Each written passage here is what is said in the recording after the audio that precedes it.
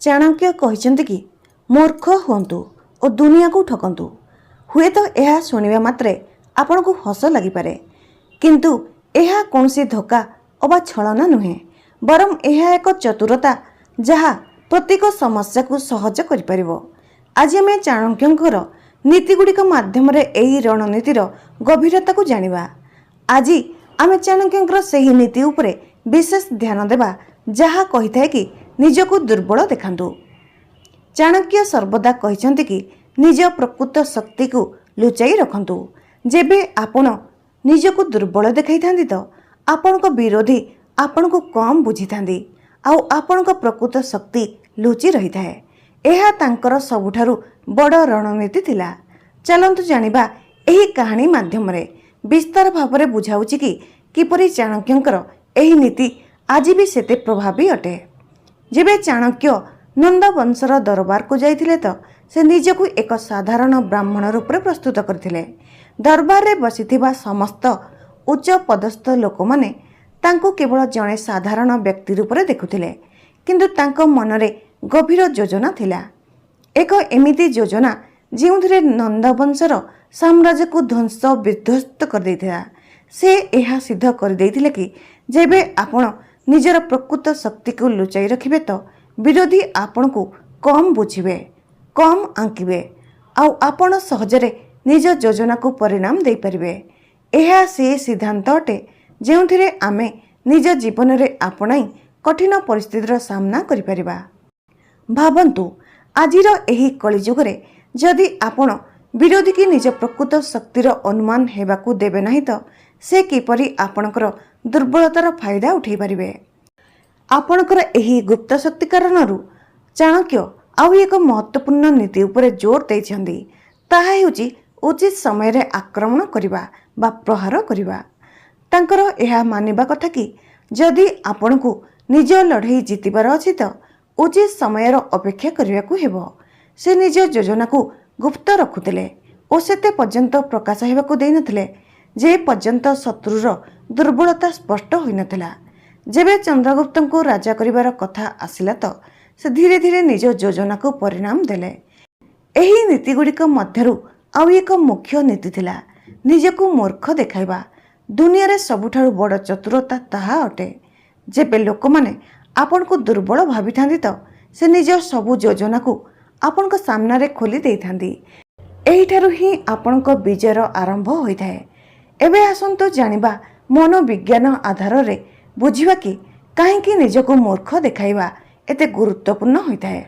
ଯେବେ ଆପଣ ନିଜ ବିରୋଧୀଙ୍କ ସାମ୍ନାରେ ଏକ ସରଳ, ଭୋଳା ଆଉ ଦୁର୍ବଳ ବ୍ୟକ୍ତିର ଛବି ପ୍ରସ୍ତୁତ କରିଥାନ୍ତି ତ ସେ ଆପଣଙ୍କ ବିରୋଧରେ କୌଣସି ବଡ଼ ଷଡ଼ଯନ୍ତ୍ର ଚଲେଇ ପାରନ୍ତି ନାହିଁ। ସେ ବୁଝି ନେଇଥାନ୍ତି କି ଆପଣ ତାଙ୍କ ତୁଳନାରେ ଦୁର୍ବଳ ଅଟନ୍ତି ଆଉ ଏହି ପ୍ରକାରରେ ସେମାନେ ନିଜ ଭିତରର ଅସଲ ଯୋଜନାକୁ ଖୋଲି ପ୍ରକଟ କରିଦେଇଥାନ୍ତି। ଏହା ସେ ସମୟ ହୋଇଥାଏ ଯେବେ ଆପଣ ନିଜ ଗୁପ୍ତ ରଣନୀତି ସହ ପ୍ରହାର କରିପାରିବେ। ଉଚିତ ସମୟରେ ଚାଲ ଚଲେଇବା ବି ଅତ୍ୟନ୍ତ ଆବଶ୍ୟକ ହୋଇଥାଏ। ଚାଣକ୍ୟଙ୍କର ଏହା ମାନିବା କଥା କି ପ୍ରତ୍ୟେକ ରଣନୀତିର ଏକ ଉଚିତ ସମୟ ହୋଇଥାଏ। ଯଦି ଆପଣ ଶୀଘ୍ରତାରେ କାର୍ଯ୍ୟ କରିବେ ତ ପରାଜୟ ନିଶ୍ଚିତ ଅଟେ।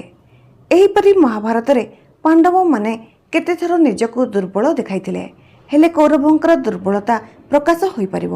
ବ୍ୟକ୍ତିଗତ ଜୀବନରେ ବି ଚାଣକ୍ୟଙ୍କ ନୀତିଗୁଡ଼ିକ ଅମୂଲ୍ୟ ପ୍ରମାଣିତ ହୋଇପାରେ। ନିଜ ଯୋଜନାକୁ ଗୁପ୍ତ ରଖନ୍ତୁ। ଅନ୍ୟକୁ କେବେ ଏହା କହିବେ ନାହିଁ କି ଆପଣ କ'ଣ କରିବାକୁ ଯାଉଛନ୍ତି ଓ ଧୈର୍ଯ୍ୟ ରଖନ୍ତୁ।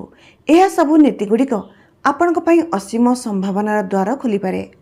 ଚାଣକ୍ୟଙ୍କର କହିବା କଥା ଥିଲା କି ଧୈର୍ଯ୍ୟ ସବୁଠାରୁ ବଡ଼ ହତିଆର ଅଟେ। ନିଜ ଲକ୍ଷ୍ୟକୁ ପାଇବାର ଉଚିତ ସମୟ ଓ ସୁଯୋଗର ଅପେକ୍ଷା କରିବା ଅନିବାର୍ଯ୍ୟ ଅଟେ। ତାହା ସହ ଲୋକଙ୍କୁ ଏହା ଭାବିବାକୁ ଦେବା କି ଆପଣଙ୍କ ଶକ୍ତି ଓ ବୁଦ୍ଧିମତ୍ତା କମ୍ ଅଟେ। ବାସ୍ତବରେ ଆପଣଙ୍କ ପ୍ରକୃତ ଶକ୍ତିକୁ ଲୁଚାଇବାର ଏକ ଉତ୍କୃଷ୍ଟ ଉପାୟ ଅଟେ। ଏବେ ଚାଲନ୍ତୁ ଏହି ସିଦ୍ଧାନ୍ତକୁ ଆହୁରି ଗଭୀରତାରେ ବୁଝିବା। ଚାଣକ୍ୟଙ୍କର ନୀତିଗୁଡ଼ିକ କେବଳ ରାଜନୀତି ପର୍ଯ୍ୟନ୍ତ ସୀମିତ ନଥିଲା, ବରଂ ଜୀବନର ପ୍ରତ୍ୟେକ ସ୍ଥିତିରେ ଏହାର ପ୍ରୟୋଗ କରାଯାଇପାରିବ। ସେ କହୁଥିଲେ ଦୁନିଆକୁ ଠକିବାର ଅର୍ଥ କାହାକୁ ଧୋକା ଦେବା ନୁହେଁ, ବରଂ ନିଜ ବୁଦ୍ଧିମତ୍ତା ଓ ଧୈର୍ଯ୍ୟର ଉପଯୋଗ କରି ସବୁ ସମସ୍ୟାର ସମାଧାନ ବାହାର କରିବା ହୋଇଥାଏ। ଏହି ଦୃଷ୍ଟିକୋଣରେ ଦେଖିବେ ତ ଜୀବନରେ ଆହ୍ୱାନ ଓ କଠିନ ପରିସ୍ଥିତି କେବଳ ଆପଣଙ୍କ ବିକାଶର ମାଧ୍ୟମ ଅଟେ। ଆପଣଙ୍କ ଭାବନା ଓ ଆପଣଙ୍କ କାର୍ଯ୍ୟ ହିଁ ଆପଣଙ୍କ ପ୍ରକୃତ ଶକ୍ତି ଅଟେ। ଏବେ ଜାଣିବା ଚାଣକ୍ୟଙ୍କର ରଣନୀତିର କିଛି ପ୍ରମୁଖ କଥା। ନିଜକୁ ଦୁର୍ବଳ ଦେଖାନ୍ତୁ। ଚାଣକ୍ୟଙ୍କର ପ୍ରଥମ ଓ ସବୁଠାରୁ ମହତ୍ତ୍ୱପୂର୍ଣ୍ଣ ସିଦ୍ଧାନ୍ତ ଥିଲା କି ଆପଣ ନିଜ ପ୍ରକୃତ ତାକତକୁ ଲୁଚାଇ ରଖନ୍ତୁ। ଯେବେ ଆପଣ ନିଜକୁ ଦୁର୍ବଳ ଦେଖାଇବେ ତ ଆପଣଙ୍କ ବିରୋଧୀ ଆପଣଙ୍କୁ ଦୁର୍ବଳ ବୁଝି ନେଇଥାନ୍ତି। ଏହି ରଣନୀତି ତାଙ୍କୁ ନିଜ ଅସଲ ଯୋଜନାକୁ ବେଫିକର ହୋଇ ପ୍ରକଟ କରିବାର ସୁଯୋଗ ଦେଇଥାଏ। ଯେବେ ଆପଣ ନିଜକୁ ଦୁର୍ବଳ ଦେଖାଇବେ ତ ଆପଣଙ୍କ ବିରୋଧୀ ଆପଣଙ୍କୁ ଦୁର୍ବଳ ବୁଝି ନେଇଥାନ୍ତି। ଏହି ରଣନୀତି ତାଙ୍କୁ ନିଜ ଅସଲ ଯୋଜନାକୁ ବେଫିକର ହୋଇ ପ୍ରକଟ କରିବାର ସୁଯୋଗ ଦେଇଥାଏ। ଉଦାହରଣ ସ୍ୱରୂପ ଯେବେ ଚାଣକ୍ୟ ନନ୍ଦବଂଶର ଦରବାରରେ ପ୍ରବେଶ କରିଥିଲେ ତ ସେ ସବୁବେଳେ ନିଜକୁ ଏକ ସାଧାରଣ ସିଧାସାଧା ବ୍ରାହ୍ମଣ ରୂପରେ ପ୍ରସ୍ତୁତ କରୁଥିଲେ, କିନ୍ତୁ ଭିତରେ ଭିତରେ ସେ ତାଙ୍କ ଗଭୀର ରଣନୀତି ଗୁଡ଼ିକୁ ସଜେଇ ରଖିଥିଲେ। ତାଙ୍କର ଏହି ନୀତି ତାଙ୍କୁ ନା କେବଳ ସୁରକ୍ଷିତ ରଖିବାରେ ସଫଳ ରହିଲା, ବରଂ ସେ ତାଙ୍କ ବିରୋଧୀଙ୍କ ଆଖିରେ ଧୂଳି ଉଡ଼ାଇ ଶେଷରେ ବିଜୟ ହାସଲ କରିଥିଲେ। ଉଚିତ ସମୟର ଅପେକ୍ଷା। ଚାଣକ୍ୟଙ୍କର ଆଉ ଗୋଟିଏ ମହତ୍ତ୍ୱପୂର୍ଣ୍ଣ ସିଦ୍ଧାନ୍ତ ଥିଲା କି ଯଦି ଆପଣଙ୍କୁ ନିଜ ଲଢ଼େଇ ଜିତିବାର ଅଛି ତ ଆପଣଙ୍କୁ ଉଚିତ ସମୟର ଅପେକ୍ଷା କରିବାକୁ ହେବ। ଶୀଘ୍ରତାରେ କୌଣସି ନିର୍ଣ୍ଣୟ ନେବା ଆପଣଙ୍କ କ୍ଷତି କରାଇପାରେ। ସେ ତାଙ୍କ ଯୋଜନାକୁ ଗୁପ୍ତ ରଖିଥିଲେ ଯେ ପର୍ଯ୍ୟନ୍ତ ଶତ୍ରୁର ଦୁର୍ବଳତା ଜାଣି ନ ନେଇଛନ୍ତି। ଏହି ସିଦ୍ଧାନ୍ତ ନା କେବଳ ରାଜନୈତିକ ଯୁଦ୍ଧରେ ବରଂ ଜୀବନର ସବୁ କ୍ଷେତ୍ରରେ ଲାଗୁ ହୋଇଥାଏ। ସେ ବ୍ୟକ୍ତିଗତ ସମ୍ବନ୍ଧ ହେଉ କି ବ୍ୟବସାୟିକ ହେଉ, କୌଣସି ଅନ୍ୟ ଆହ୍ୱାନ ହେଉ, ଉଚିତ ସମୟର ଅପେକ୍ଷା କରିବା ଓ ଧୈର୍ଯ୍ୟ ରଖିବା ହିଁ ସଫଳତାର ପୁଞ୍ଜି ଅଟେ। ଚାଣକ୍ୟଙ୍କର କହିବା କଥା କି ଦୁନିଆର ସବୁଠାରୁ ବଡ଼ ଚତୁରତା ଏହା ଅଟେ କି ଯେବେ ଲୋକମାନେ ଆପଣଙ୍କୁ ଦୁର୍ବଳ ଭାବିଥାନ୍ତି ତ ନିଜ ସବୁ ଯୋଜନାକୁ ଆପଣଙ୍କ ସାମ୍ନାରେ ଖୋଲି ଦେଇଥାନ୍ତି। ଏହି ରଣନୀତି ଆପଣଙ୍କୁ ନିଜ ବିରୋଧୀକୁ ଦୁର୍ବଳତାର ବିଶ୍ଳେଷଣ କରିବା ଓ ସେହି ଆଧାରରେ ନିଜ ବିଜୟର ଯୋଜନା କରିବାର ସୁଯୋଗ ପ୍ରଦାନ କରିଥାଏ। ଯେବେ ଆପଣ ନିଜ ବିରୋଧୀଙ୍କୁ ଏହା ଅନୁଭବ କରାଇଥାନ୍ତି କି ଆପଣ ଭୋଳା ଅଟନ୍ତି ତ ସେମାନେ ଅଧିକାଂଶ ତାଙ୍କ ସୁରକ୍ଷାରେ ଢିଲା ହୋଇଯାନ୍ତି। ଏହି ସ୍ଥିତିରେ ଆପଣ ନିଜ ଲୁଚାଇଥିବା ରଣନୀତିର ଉପଯୋଗ କରି ତାଙ୍କୁ ହରାଇ ପାରିବେ। ମହାଭାରତ ଯୁଦ୍ଧରେ ପାଣ୍ଡବମାନେ ଏହି ସିଦ୍ଧାନ୍ତର ଅନୁସରଣ କରିଥିଲେ। ସେ କେବେ କେବେ ନିଜକୁ ଦୁର୍ବଳ ଦେଖାଇଥାନ୍ତି, ହେଲେ କୌରବଙ୍କ ପ୍ରକୃତ ଦୁର୍ବଳତା ସାମ୍ନାକୁ ଆସିପାରିବ। ଯେବେ ଆପଣ ନିଜକୁ ଦୁର୍ବଳ ଦେଖାଇଥାନ୍ତି ତ ନା କେବଳ ଆପଣଙ୍କ ବିରୋଧୀ ବରଂ ଆପଣଙ୍କ ମନରେ ବି ଏକ ପ୍ରକାର ଭ୍ରମ ସୃଷ୍ଟି ହୋଇଯାଏ। ଏହି ଭ୍ରମ ଆପଣଙ୍କୁ ମାନସିକ ରୂପରେ ପ୍ରସ୍ତୁତ କରିଥାଏ କି ଆପଣ ନିଜ ପ୍ରକୃତ ଶକ୍ତିକୁ ଲୁଚାଇ ରଖିପାରିବେ। ନିଜ ମନରେ ଏହି ବିଶ୍ୱାସ କରିନେବା କି ଆପଣଙ୍କ ଦୁର୍ବଳତା ହିଁ ଆପଣଙ୍କର ସବୁଠାରୁ ବଡ଼ ଶକ୍ତି ଅଟେ ଆପଣଙ୍କୁ ମାନସିକ ରୂପରେ ସେହି ସ୍ଥିତି ପାଇଁ ପ୍ରସ୍ତୁତ କରିଦେଇଥାଏ ଯେଉଁଠି ଆପଣ ନିଜ ବିରୋଧୀଙ୍କ ରଣନୀତିକୁ ଓଲଟାଇ ପାରିବେ। ଗୁପ୍ତ ରଣନୀତି ଓ ଧୈର୍ଯ୍ୟ। ଚାଣକ୍ୟଙ୍କ ନୀତିରେ ସବୁଠାରୁ ମହତ୍ତ୍ୱପୂର୍ଣ୍ଣ କଥା ଏହି କଥା ଏହା ବି ଥିଲା କି ନିଜ ଯୋଜନାକୁ ଗୁପ୍ତ ରଖନ୍ତୁ। ଅନ୍ୟକୁ କେବେ ଏହା କହନ୍ତୁ ନାହିଁ କି ଆପଣ କ'ଣ ଆଗକୁ କରିବେ। ଆପଣଙ୍କ ଯୋଜନା ଯେବେ ଗୁପ୍ତ ରହିଥାଏ ତ ବିରୋଧୀ ଆପଣଙ୍କ ପ୍ରକୃତ ଯୋଜନା ଜାଣିପାରନ୍ତି ନାହିଁ। ଏହାଛଡ଼ା ଧୈର୍ଯ୍ୟ ରଖିବା ବି ଅତ୍ୟନ୍ତ ଆବଶ୍ୟକ ଅଟେ। ଚାଣକ୍ୟ କହିଛନ୍ତି କି ଧୈର୍ଯ୍ୟ ସବୁଠାରୁ ବଡ଼ ହତିଆର ଅଟେ। ଯେବେ ପର୍ଯ୍ୟନ୍ତ ଆପଣ ନିଜ ଲକ୍ଷ୍ୟକୁ ପାଇବା ପାଇଁ ଉଚିତ ସୁଯୋଗର ଅପେକ୍ଷା କରିଥାନ୍ତି ସେତେ ପର୍ଯ୍ୟନ୍ତ ଆପଣଙ୍କ ପରିଶ୍ରମ ଓ ବୁଦ୍ଧିମତ୍ତା ଆପଣଙ୍କୁ ଅନ୍ତିମ ବିଜୟ ଦେଇପାରିବ। ବ୍ୟକ୍ତିଗତ ଓ ବୃତ୍ତିଗତ ଜୀବନରେ ପ୍ରୟୋଗ। ଚାଣକ୍ୟଙ୍କର ଏହି ନୀତିଗୁଡ଼ିକୁ ନା କେବଳ ରାଜନୈତିକ ଯୁଦ୍ଧ ଅବା ସାମ୍ରାଜ୍ୟ ନିର୍ମାଣରେ ବରଂ ଆମର ବ୍ୟକ୍ତିଗତ ଜୀବନ ଓ ବୃତ୍ତିରେ ବି ସେତେ ହିଁ ପ୍ରଭାବୀ ଅଟେ। ଆଜିର ଏହି କଳିଯୁଗରେ ଯେଉଁଠି ପ୍ରତ୍ୟେକ ବ୍ୟକ୍ତି ନିଜ ସଫଳତା ପାଇଁ ବିଭିନ୍ନ ଉପାୟକୁ ଆପଣାଇଥାନ୍ତି ସେଠାରେ ଚାଣକ୍ୟଙ୍କର ଏହି ନୀତି ଆମକୁ ଏହା ଶିଖାଇଥାଏ କି କେବେ କେବେ ଆମକୁ ନିଜ ନିଜ ପ୍ରକୃତ ଶକ୍ତି ଲୁଚାଇ କାମ କରିବାକୁ ପଡ଼ିଥାଏ। ତାହା କୌଣସି ପ୍ରତିଯୋଗିତାରେ ହେଉ ଅବା ବୃତ୍ତିଗତ ସଫଳତାରେ ହେଉ। ନିଜ ଦୁର୍ବଳତାକୁ ଲୁଚାଇବା ଓ ଧୈର୍ଯ୍ୟପୂର୍ବକ ଉଚିତ ସୁଯୋଗର ଅପେକ୍ଷା କରିବା ଆପଣଙ୍କୁ ଅଦ୍ୱିତୀୟ ସଫଳତା ଆଡ଼କୁ ନେଇଯାଇଥାଏ। ସମ୍ପର୍କର ବି ଚତୁରତା। ସମ୍ପର୍କ ଓ ସାମାଜିକ ଜୀବନରେ ବି ଚାଣକ୍ୟଙ୍କର ନୀତିଗୁଡ଼ିକ ଅତ୍ୟନ୍ତ ସଠିକ ପ୍ରମାଣିତ ହୋଇପାରେ। ଯେବେ ଆପଣ ନିଜ ଆଖପାଖର ଲୋକଙ୍କ ସହ କଥାବାର୍ତ୍ତା କରିଥାନ୍ତି ତ କେବେ କେବେ ନିଜ ପ୍ରକୃତ ଭାବନା ଅବା ଶକ୍ତିକୁ ଲୁଚାଇ ରଖିବା ବି ଏକ ରଣନୀତି ହୋଇପାରେ। ଏଥିରେ ନା କେବଳ ଆପଣ ନିଜ ସମ୍ବନ୍ଧରେ ସନ୍ତୁଳନ ରଖିପାରିବେ, ବରଂ କଠିନ ପରିସ୍ଥିତିରେ ବି ଆପଣ ନିଜକୁ ସମ୍ଭାଳି ପାରିବେ। ଏହା ବୁଝିବା ବି ଆବଶ୍ୟକ ଅଟେ କି କେବେ କେବେ ନିଜ ବିରୋଧୀଙ୍କୁ ଦୁର୍ବଳ ଭାବିବାକୁ ଦେବାରେ ହିଁ ସେମାନେ ନିଜ ପ୍ରକୃତ ଦୁର୍ବଳତାକୁ ପ୍ରକଟ କରିଦେଇଥାନ୍ତି, ଯାହାକୁ ଆପଣ ବୁଦ୍ଧିମାନିରେ ଉପଯୋଗରେ ଆଣିପାରିବେ।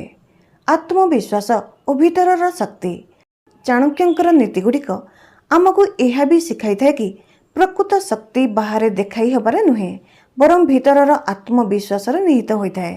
ଯେବେ ଆପଣ ନିଜ ଭିତରର ଶକ୍ତି ଓ ବୁଦ୍ଧିମତ୍ତାକୁ ଚିହ୍ନି ନେଇଥାନ୍ତି ତ ଆପଣଙ୍କୁ ବାହାର ଦୁନିଆର ଚିନ୍ତା ରୁହେ ନାହିଁ। ଆପଣଙ୍କ ପ୍ରକୃତ ତାକତ ଆପଣଙ୍କ ବିଚାରରେ, ଆପଣଙ୍କ ନିର୍ଣ୍ଣୟରେ ଓ ଆପଣଙ୍କ ରଣନୀତିରେ ନିହିତ ହୋଇଥାଏ।